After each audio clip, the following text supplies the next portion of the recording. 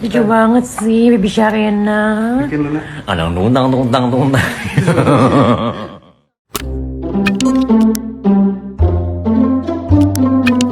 Sheida Ralun, Lucinta Luna menengok putri pertama Siti Badriah dan Christiana Baharudin, Karena Zenata Denali Baharudin. Melansir unggahan akun @celebmania, pertemuan itu terungkap dari Instagram story Lucinta Luna. Dalam video unggahan terlihat Karena tengah digendong oleh Chris.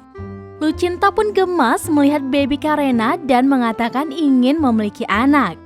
Saat sedang menggoda anak pelantun berondong tua itu, sesekali Lucinta mengeluarkan suaranya yang berat. Suami Sibat pun kaget dan mencari asal suara yang berat itu sambil menepuk-nepuk punggung Karena.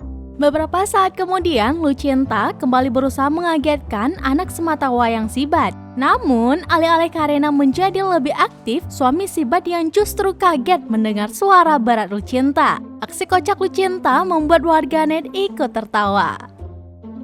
Lucu banget sih Baby Sharena. Anang tuntang.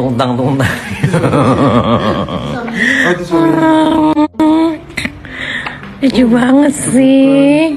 Ini kalau kayak gini harus dikagetin ya. Iya, coba kagetin. Woi!